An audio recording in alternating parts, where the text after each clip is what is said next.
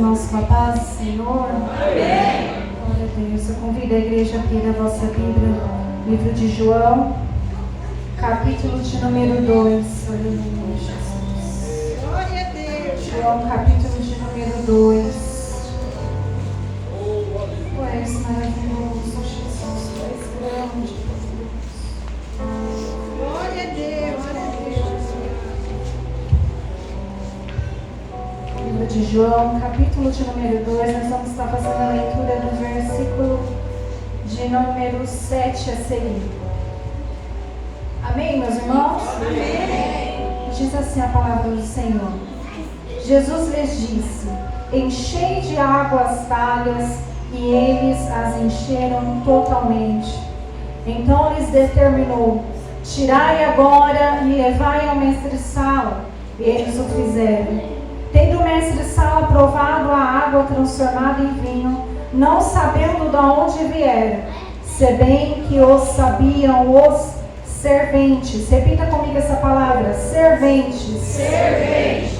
Que haviam tirado a água. Chamou o noivo. Ele disse: todos costumam pôr primeiro o bom vinho, e quando já beberam fartamente, serve o inferior. Tu, porém, guardastes o bom vinho até agora. Amém. Podeis tomar os vossos assentos glorificando o Senhor. Deixa Deus te usar, irmão Afonso, irmão Rafael, quiser ficar aí por perto, deixa Deus usar vocês. Essa palavra que o Senhor tem colocado ao meu coração, ela já é de conhecimento da igreja.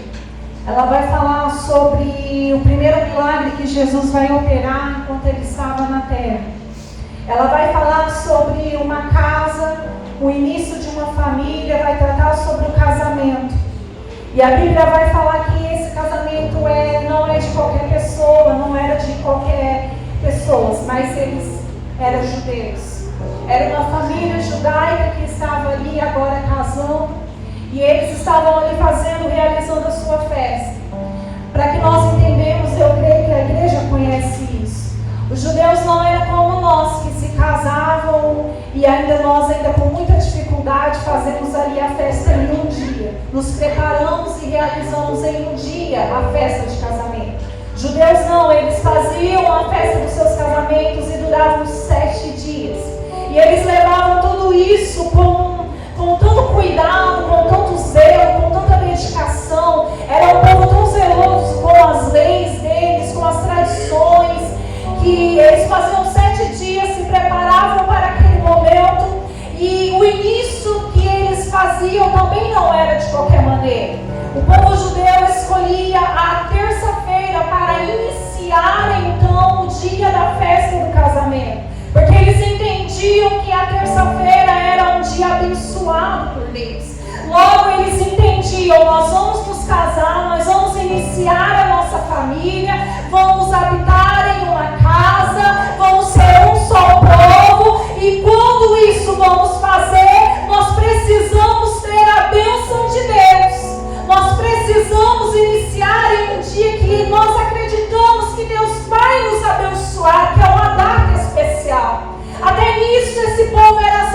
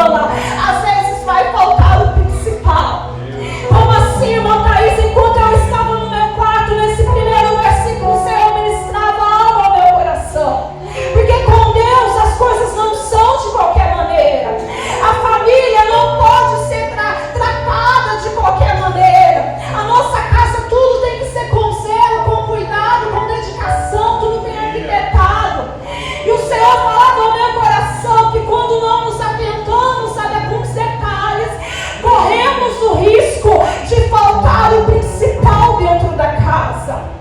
Logo o Senhor ministrava ao meu coração e me fazia recordar de Sansão. Porque Sansão, no seu decorrer da sua vida, ele não vai se atentando à sua jornada. Sansão vai perdendo alguns princípios. Sansão vai perdendo o temor do Senhor ao longo da sua caminhada com Deus.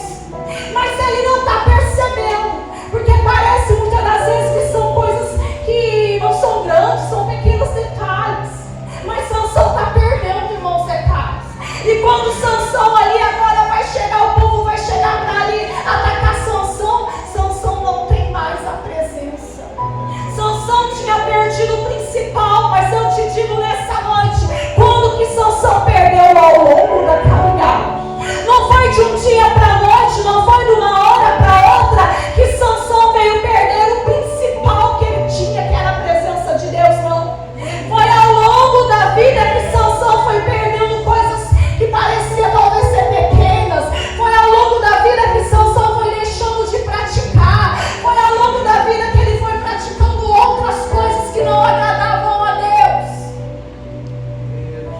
E com Deus não tem jeitinho. Com Deus não tem como ser em cima da hora você se preparar. Com Deus é constância. Com Deus é contínuo. A nossa família é contínuo. O amor é contínuo. Tem que ser lapidado, cuidado, zelado todos os dias, para não corrermos o risco de repente nos pararmos e vermos que acabou tudo, que se perdeu. Eu não sei o que aconteceu com essa família, mas estava faltando o principal. Acabou o principal. Só que agora a Bíblia vai dizer que no versículo 2 que Jesus estava na festa. Jesus tinha sido convidado para a festa. Só que até o presente momento ninguém conhecia Jesus, irmã. Jesus nunca operou milagre. Esse vai ser o primeiro milagre que Jesus vai operar na terra. Então ninguém sabia quem era Jesus. Jesus foi convidado provavelmente porque Maria era parente da família, estava ali. Eu imagino Jesus sentadinho, quietinho, ninguém conhece. Não era convidado de honra, mas ele estava ali. Agora a Bíblia vai dizer que Maria, ela vai se atentar para o que está acontecendo dentro daquela casa. Maria vai perceber que está faltando vinho. Ela vai chegar até Jesus e vai falar: Jesus, acabou o vinho. Aí o Senhor ministrava ao meu coração, porque ninguém conhecia. E enquanto eu estava lá no meu quarto se tratando de um culto de família, o Senhor falava quantos que talvez vão estar lá dentro. E só eu conheço o íntimo dele dentro da casa. E quantas das vezes talvez você adentrou aqui e você fala com o Senhor: eu entro, Senhor, pelas portas, mas o Senhor sabe lá dentro da casa como eu me sinto sozinha. Talvez você entra com a tua família aqui dentro, mas você diz para o Senhor: Senhor, eu ainda me sinto sozinha, eu ainda me sinto sozinha lá dentro. Mas o Senhor ministrava ao meu coração: ei, talvez os que habitam dentro com você na tua casa não conhecem a mim, não tem a mesma intimidade que você tem comigo. Mas a Bíblia vai dizer que uma mulher que estava lá dentro da casa conhecia Jesus por quem ele era, pastor. Maria também nunca viu Jesus operar nada, mas Maria sabe. Eu sei o que o anjo falou para mim, que ele era diferente, que ele era diferente, que ele era enviado para salvar, curar, libertar, transformar. Então quem está na casa não é qualquer um. Eu posso não ter contemplado, mas eu sei quem ele é. O Senhor está dizendo para mim nessa noite: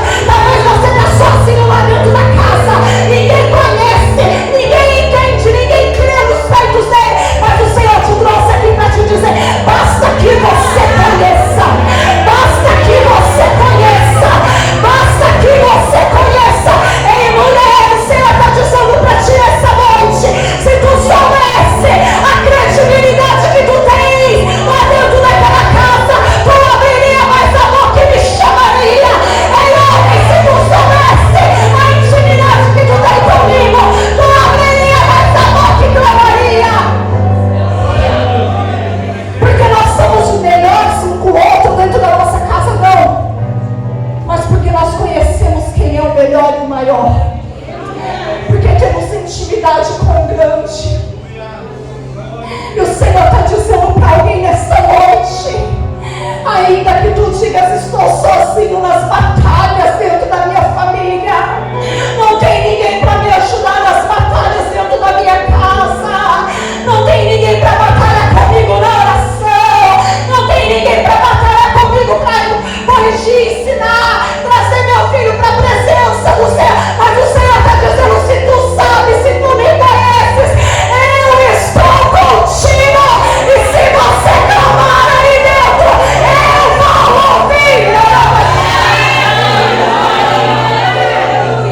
Clame por Ele, chame por Ele. O Senhor já ministrou aqui nessa noite, porque alguém precisava ouvir. Você é importante, Jesus te ama. Você não é qualquer coisa, porque você é filho dele, você é filha dele. E se tu tens intimidade com ele, meu irmão, pode clamar que ele vai entrar lá dentro da tua casa.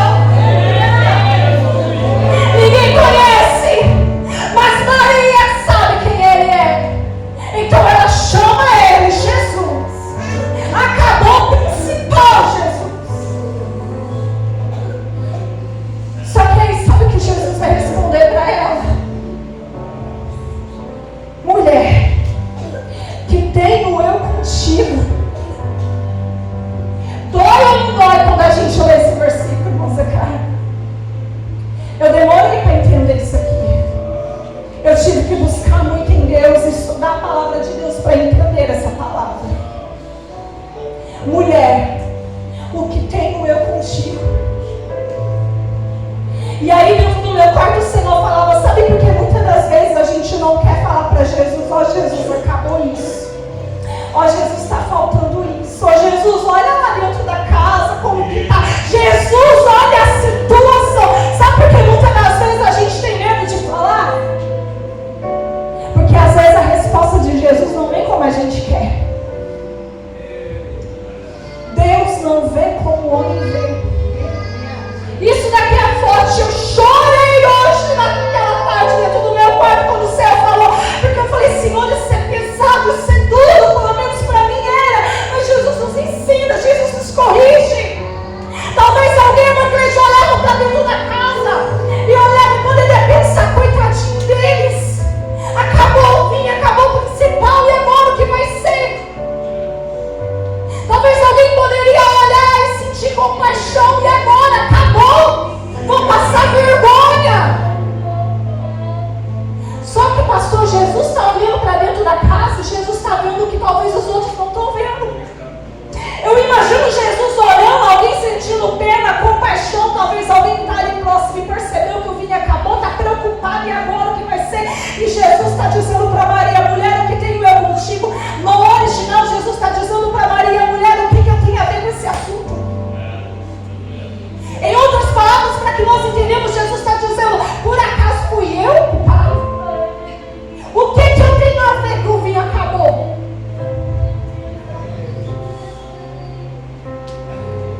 Trazendo para nós, Jesus está querendo dizer: eu não tenho nada a ver com isso. Quem tinha que ter cuidado do vinho para não acabar era eles. Quem tinha que ter se planejado era eles.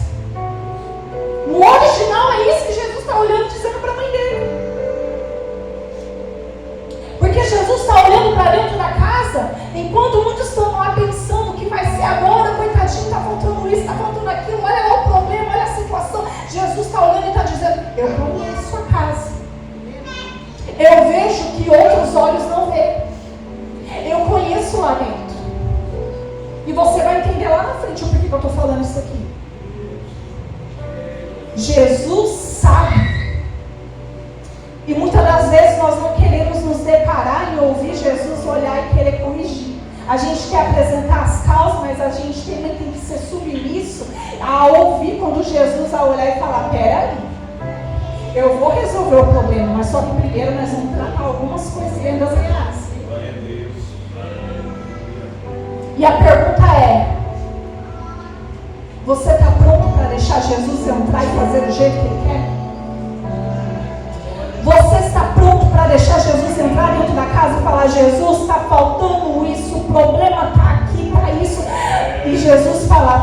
eu estou vendo, mas agora eu vou fazer e vou tratar em tudo. Jesus está falando que eu tenho a ver com isso. Só que não termina por aí. Jesus vai olhar para ela e falar: ainda não é chegado a minha hora. Ainda não é chegada a minha hora. Olha como Jesus é bom e maravilhoso. Primeiro ele dá uma palavra de correção, depois ele diz algo. Só que isso daqui só entende quem tem intimidade com ele. Porque quem não tem intimidade com Jesus, quando ele diz ainda não é minha hora, talvez vira as costas para se torçar e fala: ele não vai fazer mais. Ele não vai fazer nada dentro da minha casa. Ele não vai resolver.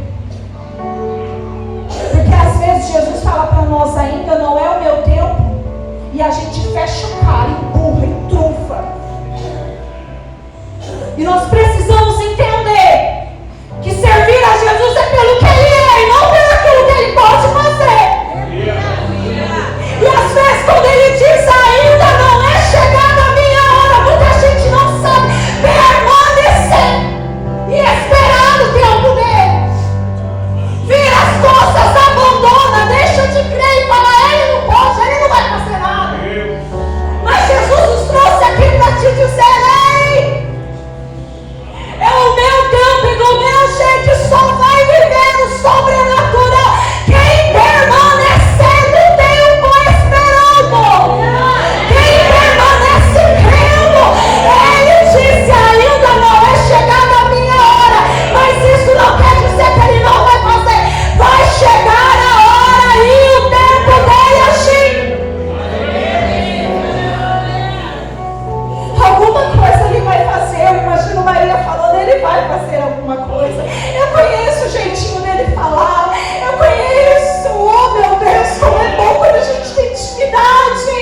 Quando Jesus olha para mim e para você e diz não, e você olha e fala: amém, Jesus, porque eu sei que o seu não é o melhor para mim, é porque o Senhor tem algo melhor e maior para operar lá na frente.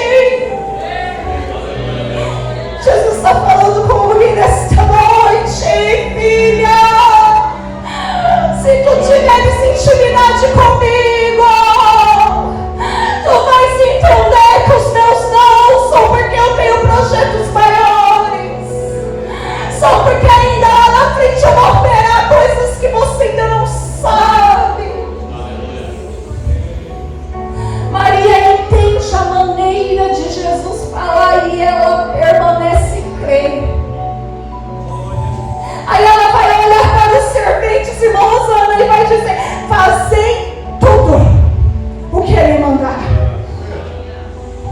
Que fé é essa de compreender a expressão de Jesus e dizer: faça tudo o que ele mandar.